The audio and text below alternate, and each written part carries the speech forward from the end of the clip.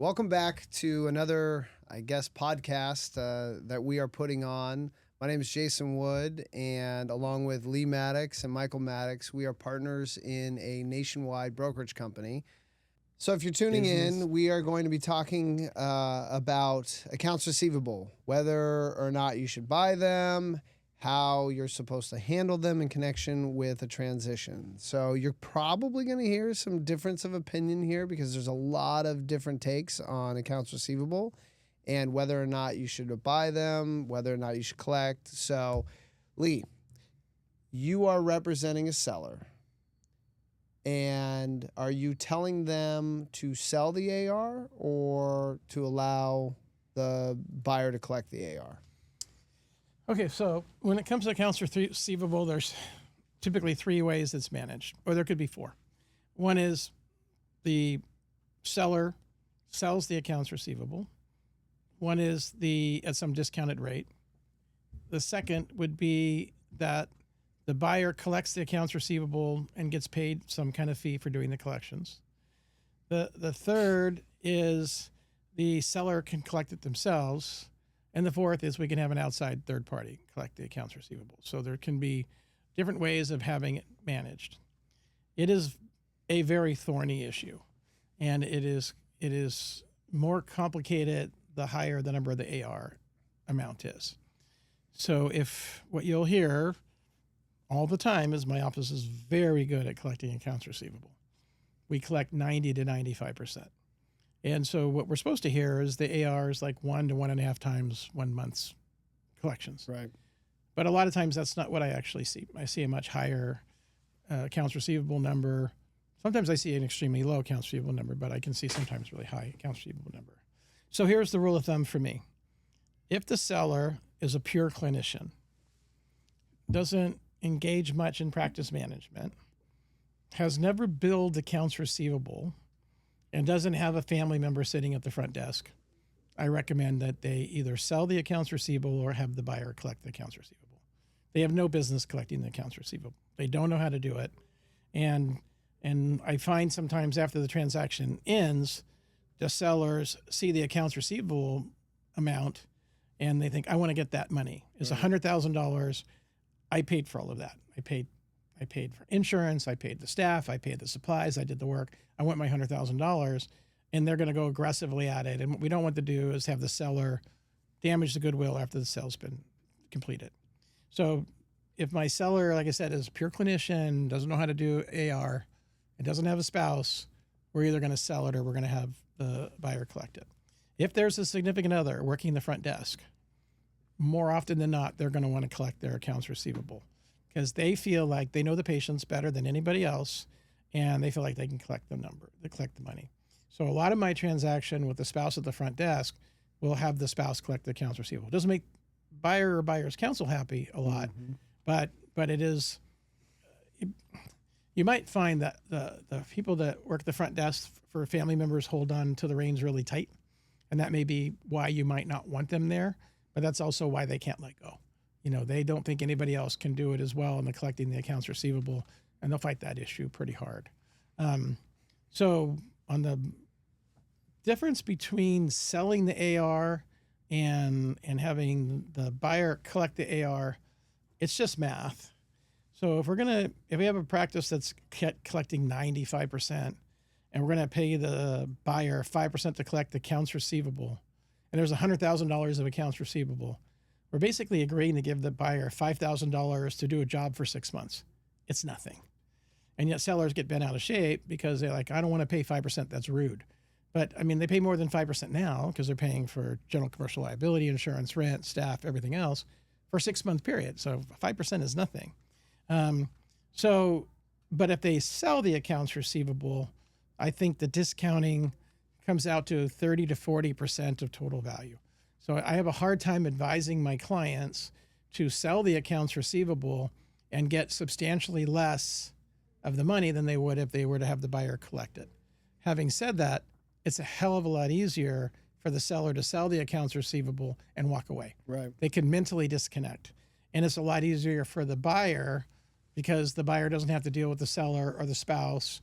And, but if you understand that if the buyer is collecting for the seller, if they buy the AR, they have to interact with the seller to handle the deposits, to handle the money. And you can talk about how you recommend that later. So generally speaking, I think it's easier for the buyers to buy the AR. I think the sellers keep more money if the sellers have the buyer do the collection.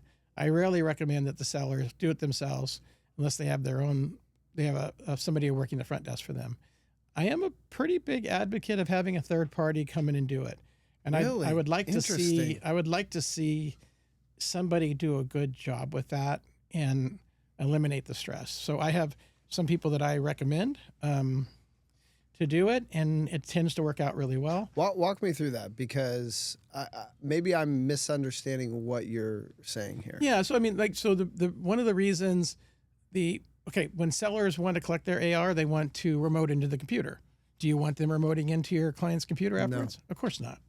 But if I hire a third party agency who signs a non-disclosure, do you care if they remote into the computer? If they're in the AR collection business, they're not going to use it. I would say that if they change the historical collection procedures, I guess that's my issue. That's a good issue. Yeah. But from taking the confidential information and using it in an adverse way, we're not worried about that. I'm not worried about that. So then so all our documents typically say that the seller's collection process is going to be in usual customary manner, and they're not going to do anything that's going to damage the goodwill, right? So if we hire a third-party agency, we're expecting the same. Now, I'm talking about this. It very rarely happens, so I don't want to spend too much time on it. But I think a company, like Delta now bills AR for people. So if you have a practice that you sell and they're using Delta AR collection services, then we'll continue that afterwards. You're talking about the direct deposit. I didn't mean to say Delta, not Delta, Dentrix. Dentrix. I'm sorry, misspoke. Dentrix they'll collect the AR, they'll bill and collect AR, they'll bill AR, not collect, bill AR for our clients. So if they have if we sell a practice where Dentrix is doing that, then we'll continue that afterwards. That's a good example. So if more of our clients had Dentrix doing their billing for them, then I think it takes away the stress after the transaction's over, because we have consistency in the way it's done, and we don't have any concern that the information is going to be taken and used in a nefarious way. So I might get behind that. What I thought the road you were going down was, do you remember those companies that you could factor? Yes, that you could sell or give them, and then they were like super aggressive, ridiculously aggressive. Yeah. That's the road I thought you were going down. Yeah, no, okay. I'm not an advocate of factoring, but got it. But I will say this: 95% of the time, I see the buyer collect the AR. Yeah, and it's a thorny issue. It can be miserable. I generally say they're going to collect 90% of what's collectible in 90 days. We also know that you can no longer report to you can turn it over to a credit agency, but they can't record it to a credit bureau anymore. Right. So what happens after you sell your practice is the patients can think you're gone, and there's nothing you can do about it. You're not going to get your money back. You can collection agency, they have no teeth. They can't do anything. So I think collection rates post-closing are going down, in my opinion. So let's say that you're collecting 95%. Maybe you're going to collect 85 or 80% after the sale closes, just because you're not there. In my opinion, practice consultants can have a different view, and I'm happy to be wrong on that. So from a buyer perspective, and I guess you can do that if you want, but if the seller has a very large AR, it's bad for everybody, right? Right. So we don't want the seller in there for a year, coming in, taking up the computer time, interfering with the operation of the office, trying to collect their AR. So if there's a small number, it's easier. If there's a big number, it's a problem. If it's a big number, having the buyer take it over, it's a problem. So the higher the AR, there's just not a great solution. Yeah, for me, and I'm actually dealing with this on the East Coast right now. I have a seller of $2 million practice, and they are adamant. We're at the LOI stage, and they're adamant that I, the seller, will be collecting the AR. And for me, do they have multiple offices? They have one office, and no spouse at the front desk, no family member at the front desk. They just they think that it's rude, like you said before, for the buyer to collect, and it's a line in the sand issue for them. The problem is it's a line in the sand issue for me, because what I have seen is, as you said before, suddenly sellers who no longer have a vested interest in protecting the goodwill or continuing that patient relationship suddenly become aggressive. they suddenly start making phone calls. You need to pay me my money. You need to do this. You need to do that. And even though we stipulate into the contract that you have to use historical collection procedures, it doesn't mean the seller is going to do that. Yeah, and it's confusing. Two different Right. people are calling the patient. And that's the second issue. You've got two different people calling. You have possibly even a different address being used, even though you don't want that. So it creates confusion. What does confusion do? It harms goodwill.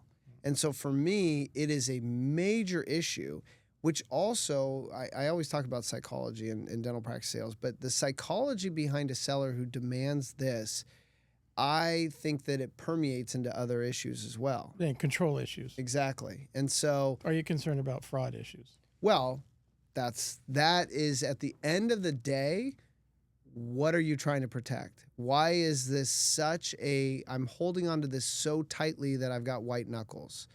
I'm not there yet because it just came across, but for me, when sellers want to collect, it's a big issue for me because the potential of harming the goodwill is so much higher when that happens, even if we have a spouse involved, even if we say, hey, you got to use historical collection procedures, even if we say, hey, you can't send people to collection agencies. It's an issue for me. And then I go to, okay, so what is the harm? If the buyer is agreeing to use historical collection procedures that you implemented in your practice for the entire time that you were the owner, if they agree to do that, as long as they're collecting for you, what's the problem? What's the issue? Well, Is it 5%? No, And you've seen the problems. no, but if I'm doing a first in, first out, which by the way, I'm totally fine with now. I used to fight that left and right, but first in, first out, meaning that me, the buyer, I'm not going to get paid until your balance gets paid. It's in the contract. What's the issue? And obviously, we're just so you understand, when we're dealing with insurance ARs, we handle them separately than patient-related patient-related accounts receivable. So insurance-related AR goes to the provider that did the procedure. So that's separate than what we're talking about. We're talking about And related to FIFO. yeah. And so I just, now that we have all these other issues, why would you fight it so much? So even if the spouse, and that's another thing, because if the spouse is staying on and she's the office manager, but she's not staying on long or he's not staying on long term, what are they doing? Are they training the replacement? What exactly are they doing? And if they're living in two worlds, how are they able to assist the buyer first and foremost, since the vast majority of their work should be helping the buyer? So, it seems like an easy issue, but as you said rightly, it can become thorny, which brings me to my acquisition. I'm more on board with buying AR now, as long as we can see the historical collection rates. But what I also like is because patient credits, if I can deduct patient credits from the AR acquisition, it's cleaner. People seem to fight less about patient credits. We always fight about patient credits. Well, yeah, but we enjoy fighting, so. No, but you see the problems, right? So I do. The buyer buys the practice. Yeah. Who's got a mountain of debt, or she's got a mountain of debt. And they don't know how to run a practice. And they're wondering, how they're going to make their next buck. Their schedule's not filled. And they walk to the front desk, and she's making collection calls for the seller. And she's like, I'm paying your salary. You need to be focused on filling my schedule. You need to be focused on making my practice better. I don't want you wasting time on collecting the seller's AR. And so, But that's a violation of the document. I understand, Yeah. but they also don't know sometimes what they're signing. Right. And maybe the 5% isn't enough. Maybe it's a bad deal. Maybe it should be 20 or 25%. I'm never going to give you more than 5%. Don't ask. By the way, nationally, it's going up. Well, it's like 6, 8. I've seen 10% well, now in certain states. And again, maybe it should. Yeah. Right. Because the friction is that. The friction is I'm paying my front office more than we used to pay them, 25, 30, 40, 50 bucks an hour. And if they're spending 2 or 3 hours a day on AR collections, and I'm getting zero value out of that, and all I'm getting back is 5%. So they spend 3 hours a day, they collect $40,000. I make $2,000 maybe they only collected $10,000. I made $500. Right? What are we doing here? And so I think, I mean, and we just had this happen recently and the buyer did a great job. I'm like, there's 120 of AR, the buyer collected 100, and at the 180-day period said, I'm not doing another. We're not doing anything else. We're not sending out another letter. We're not calling anybody. We're done. And he he said, look, I made $5,000. I did it for 6 months. The seller's not appreciative. And, I understand the seller wants their last 20 grand, but that's really hard to get. And I'm not going to spend twice as much time trying to get the last 20 grand. And so it's just a really rough issue. And so I'm kind of on board with you that maybe standard of care should be you sell AR. And then we get to a point where we're comfortable with the discounting models. But I have a hard time telling sellers to take a 25 or 30 or 40% haircut when they've already spent the money to create the revenue, and all they have to do is collect it, especially if it's insurance. So so let's just be clear. At the end of the transaction, the seller should bill all of their AR. The first thing the buyer has to do is collect the check, process the credit card, put the cash in the bank or put the check in the bank, or hold it for the seller and put it in the computer. We still pay them 5%. And we pay them 5% of that first 30 days to do those procedures. That's the easiest money they're going to make. When we start getting out 3 and 4 months where they're having to send out insurance claim forms and calling people that are reluctant to pay, insurance companies that are reluctant to, conform to the billing process, then they should be paid 25%. So we pay them upfront handsomely, comparatively, for the work they do, and at the end, they're getting paid too little for the work they're doing. And that's the problem. From 0 to 180 days is a long time. Right. And there's a certain amount of buyer fatigue with it. So, okay, DSOs always buy AR. Right. All the time. But at a steeper discount. At a discount. And those seller transactions, they don't care. Most of my sellers don't blink an eye. And I'll say, well, this isn't, the percentages that they're using here are aggressive. And like, well, how much are we talking about? Right. And they're right. The big picture, it's not a lot of money. If you're getting $3 or $4 million for your practice and they're discounting on the AR cost you $5,000, you don't care. But if you're getting $300,000 for your practice and you lose $5,000, maybe you care. I don't know. So I don't know what percentages you see on the discounting, but they're kind of For all over DSO? the place. Just what would you generally draft in if you were going to have a buyer? I represent the buyer? You're representing the buyer, yeah. I try to go 90, 80, 70, 0. So 0 to 30, 90. But I'll play around if I feel like I can and go maybe 85 and then maybe 60. And those are not unreasonable requests. But when I represent the seller, I go 0 to 30 and all insurance-related AR at 90%. And regardless, because insurances like Delta and others, they have a built-in model where they're trying to pay as late as possible. Why should I, the seller, take a discount on a guaranteed payment because it's not guaranteed? You know what I mean, though. Like, well, you may have to send an X-ray. You might have to fight. You might have to submit a second claim. But assuming that it's a built-in model, which it is, then I don't want them to get hit. Yeah. So it would be interesting to see what the consultants see on collection percentages post-closing. So if there is a drop. If there was 95 and it goes to 80, is it worth so it? if they're taking a 20% hit and for another 10 or 15%, they can get rid of the pain immediately.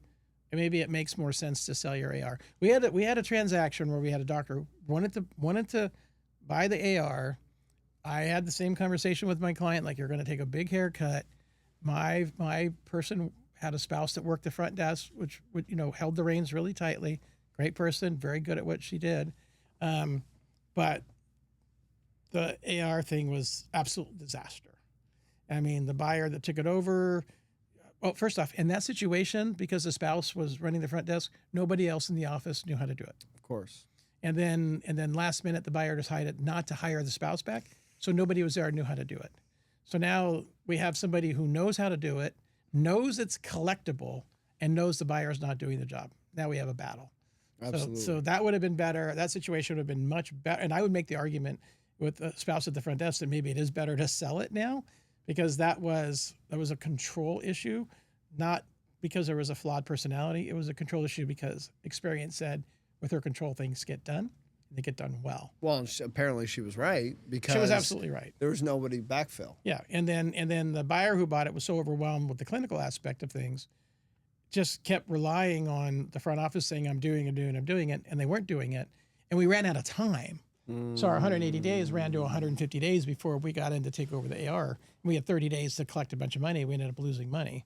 So in that situation, for sure, it would have been better to sell it. So I would say that if there was a consensus between buyer and seller, I would say do the AR.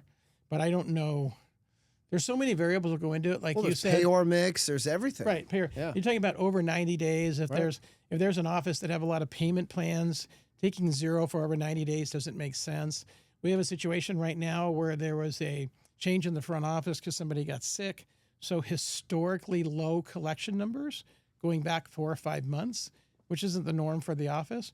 But so now our over 90s is a super high number compared to what we typically have. So if I gave that away for 0, that doesn't mean it's not collectible. Right. It means it wasn't worked on.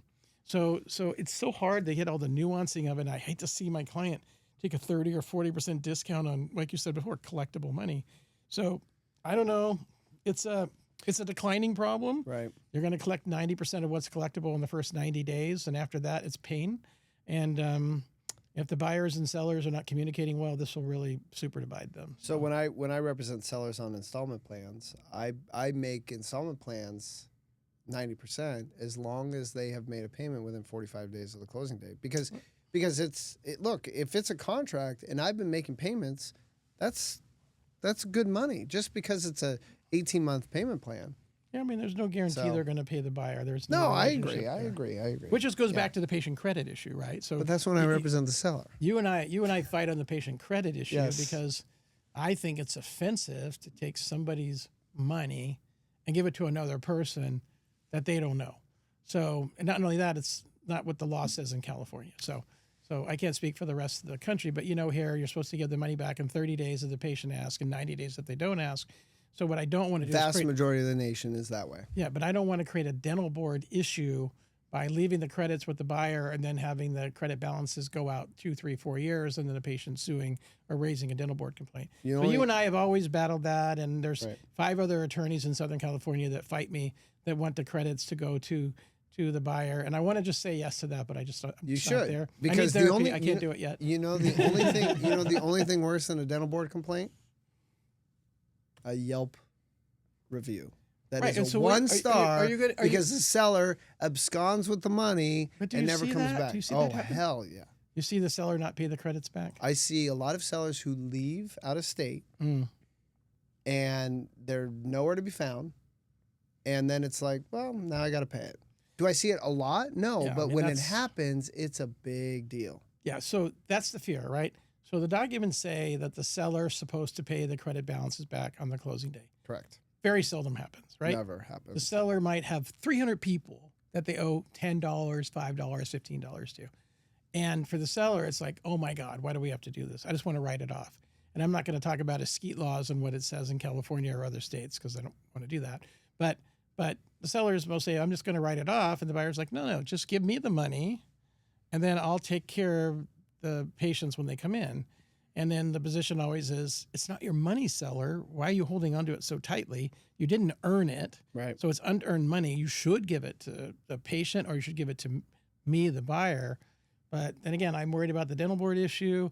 And then I guess I also think the seller keeps the money most of the time. So why should we give it to the buyer? Right, exactly. See, thank you. Finally, the truth shall set you free.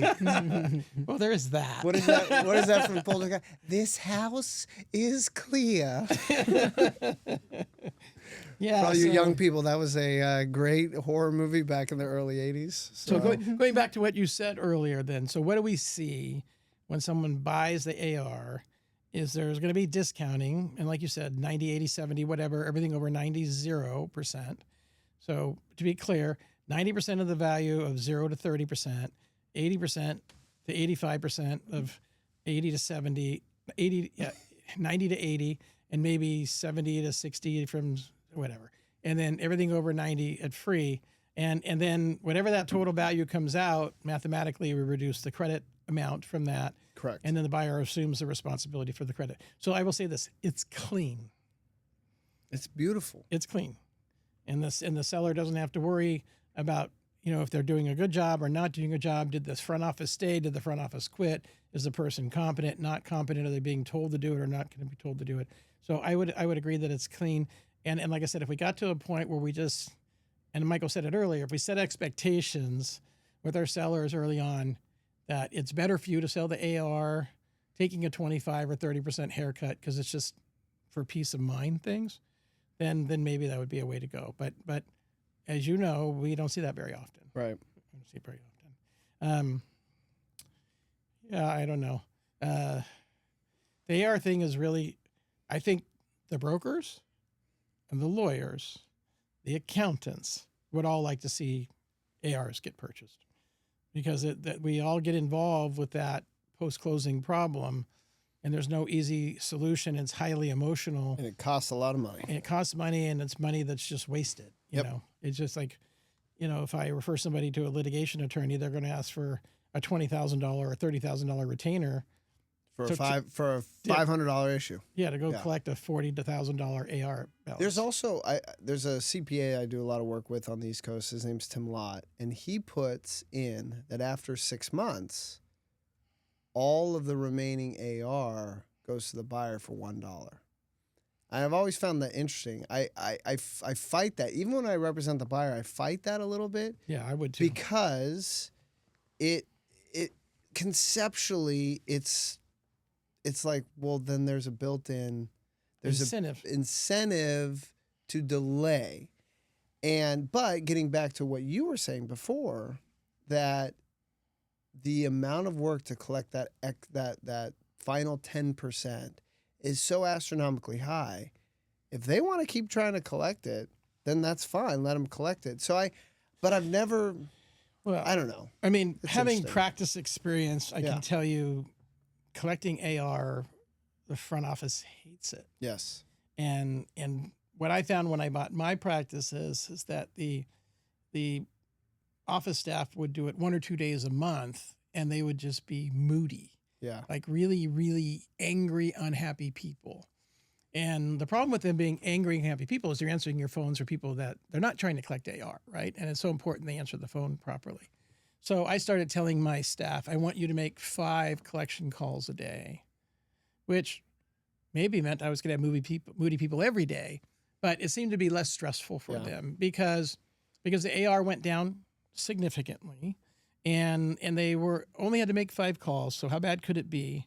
But again, now if I'm the buyer, do I want to have my front office person that I just paid $1 million for the practice spending an hour a day trying to collect the seller's AR? Do I want to have them spend 1 day or 2 days a month collecting AR? I don't want them to spend any time collecting the AR. So, but the fact of the matter is, whether they collect for the buyer or collect for the seller, the procedure is the same. Exactly. They still got to collect the AR.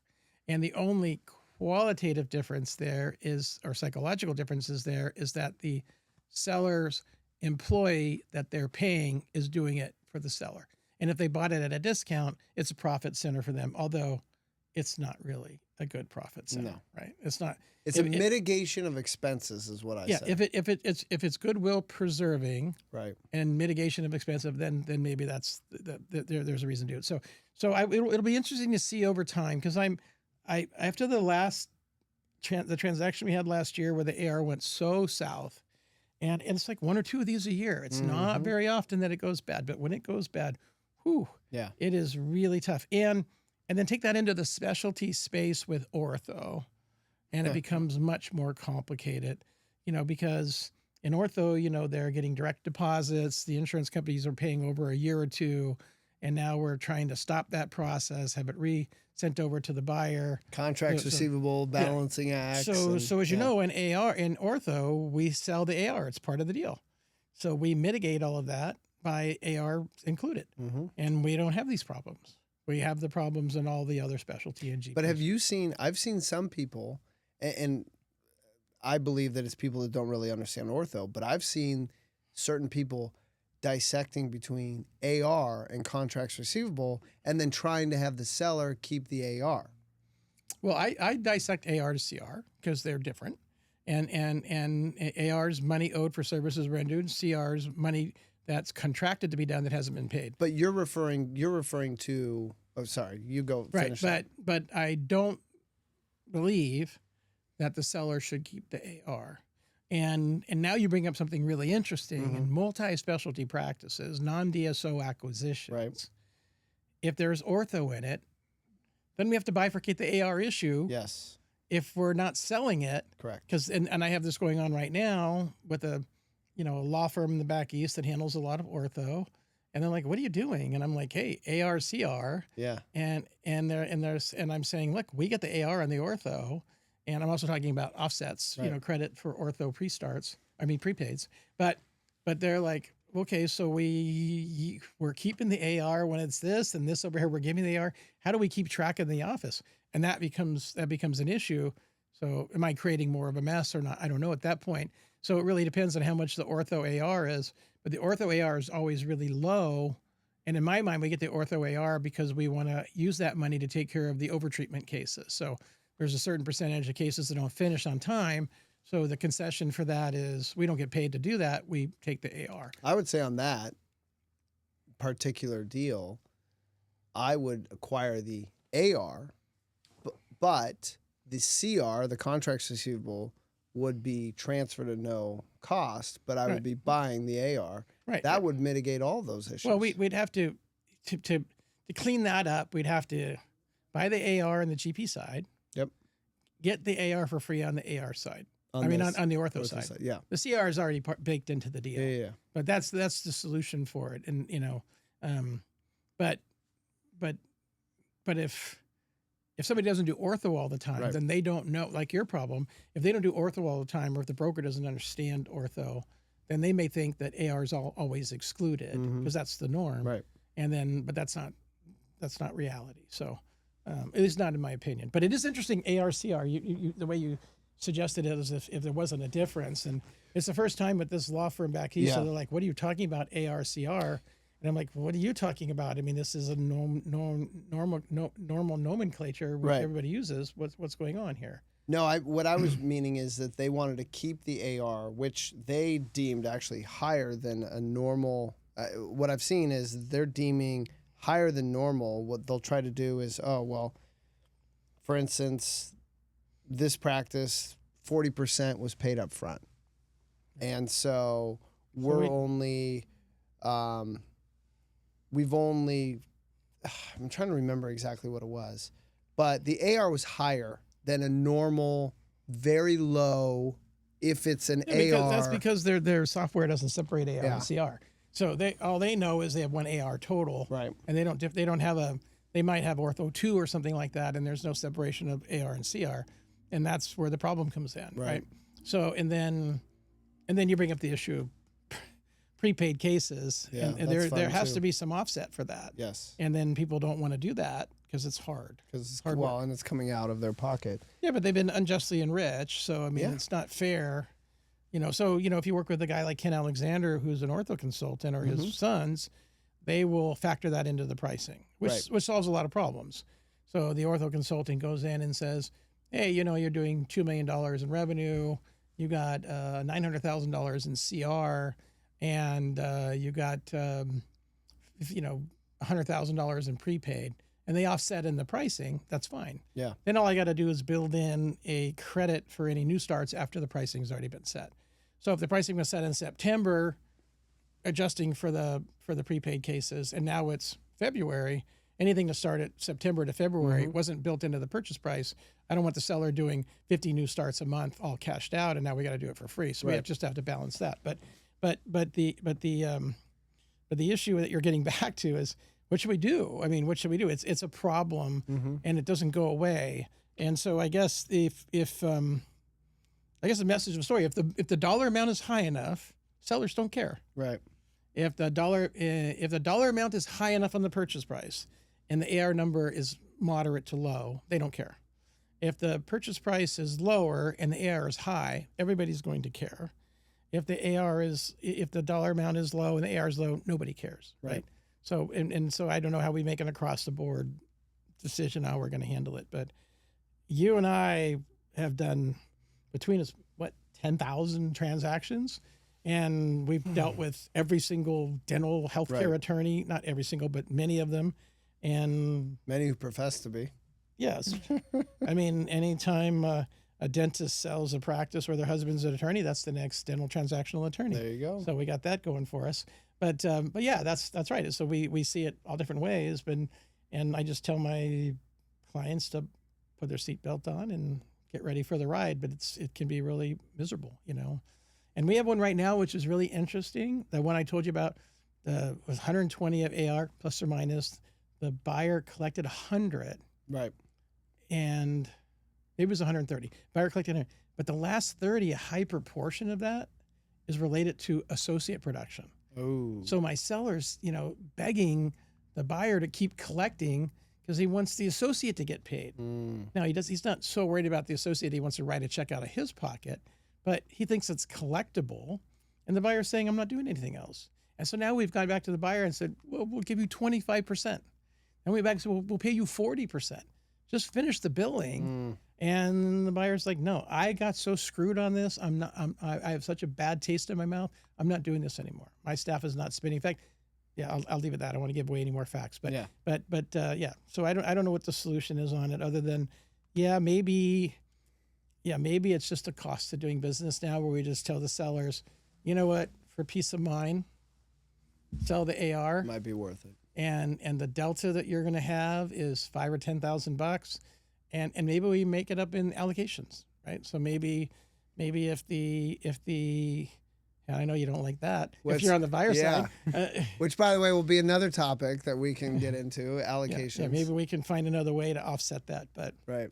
But anyways, yeah, good to know. I mean, I think you and I, we get to fight both sides of it. So we do. On the buyer side, I'm always pushing not to have the seller collect.